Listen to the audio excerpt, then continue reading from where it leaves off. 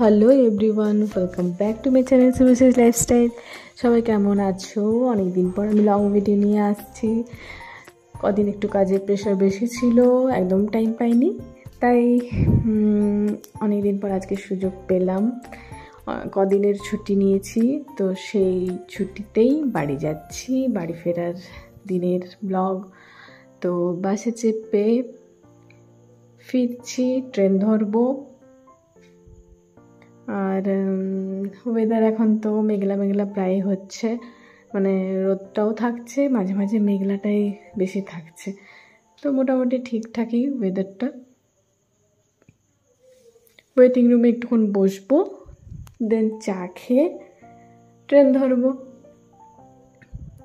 আর সকাল সকাল অত বেশি ভিড় থাকে না, তাই আজকেও ভিড় অত ছিল না।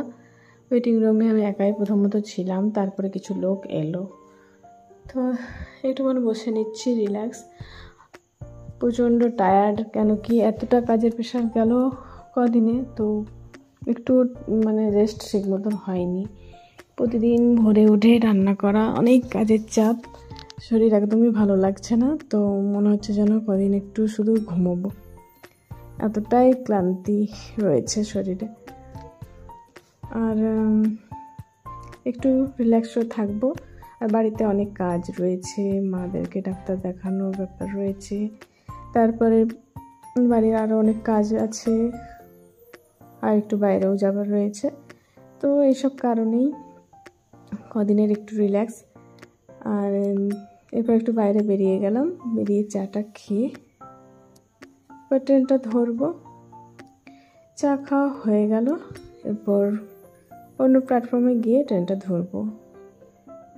2 নম্বর প্ল্যাটফর্মে আমার ট্রেন আসবে।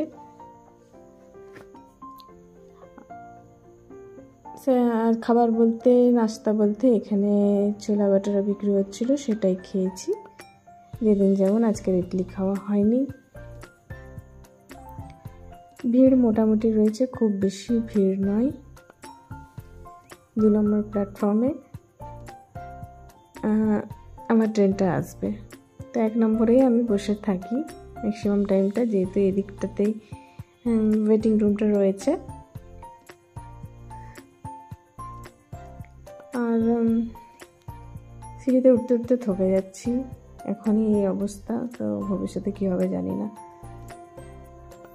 লিফটগুলো কবে যে হবে, অনেক দিন ধরে লিফট তৈরি হচ্ছে, কিন্তু এখন পর্যন্ত কমপ্লিট হলো না। ট্রেনটা মোটামুটি ফাঁকা, বাইরের কি সুন্দর, সব দিকটা সবুজ সবুজ দেখাচ্ছে। এখন এই সময় থেকে পরিবেশটা খুব সুন্দর হয়ে যায়, বেশ ভালো লাগে।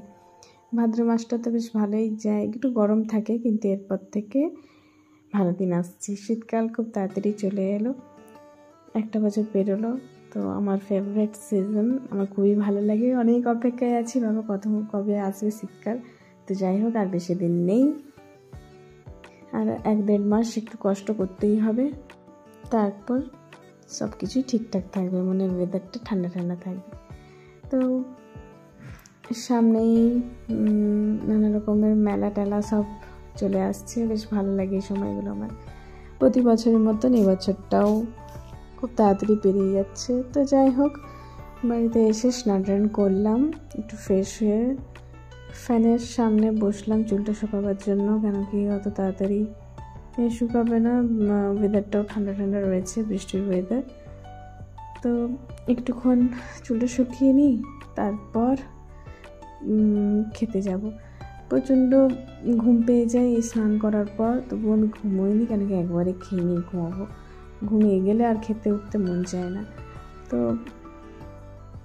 চুল মোটামুটি শুকিয়ে গেছে, এরপর খাবার খেয়ে নেব। খাবারে আজকে লাঞ্চে কি হয়েছে দেখি। আজকে মাটন হওয়ার কথা, যেহেতু আমি আসছি বলে, অনেক দিন হয়নি বাড়িতে, তো তাই লাঞ্চের মেনুতে রয়েছে মাটন, আর রয়েছে ডাল। মাটনটা দেখতে তো বেশ সুন্দর হয়েছে, মা করেছে।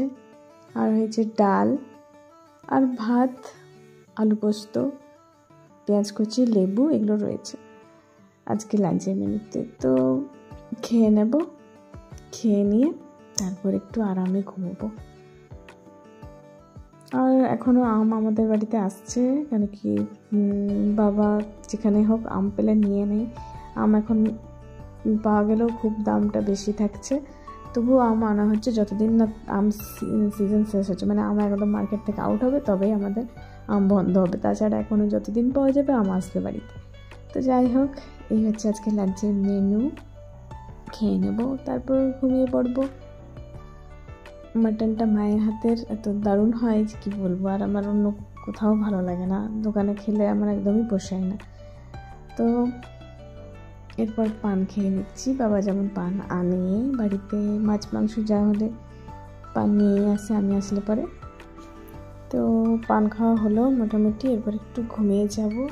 আজকে সামান্য এই ব্লগটাই তুলে ধরলাম, অনেকদিন লং ভিডিও দিইনি, তাই আজকে থেকে একটু মোটামুটি রিল্যাক্স থাকবো, তারপর কদিন আমি দিতে পারবো। তো বিকেলে ঘুম থেকে উঠে ভুট্টা পোড়ানো খেয়ে নেব। তা আজকের ব্লগে এই সামান্যটুকুই। নেক্সট আর অন্য ব্লগ বা ভিডিও নিয়ে আসবো। সকলের সাথে থাকবে, পাশে থাকবে। ভালো লাগলে লাইক, কমেন্ট, সাবস্ক্রাইব, ফেসবুকে থাকলে ফলো। ওকে, তাহলে আজকের জন্য এটুকুই। Bye everyone, take care all, see you next video and tada!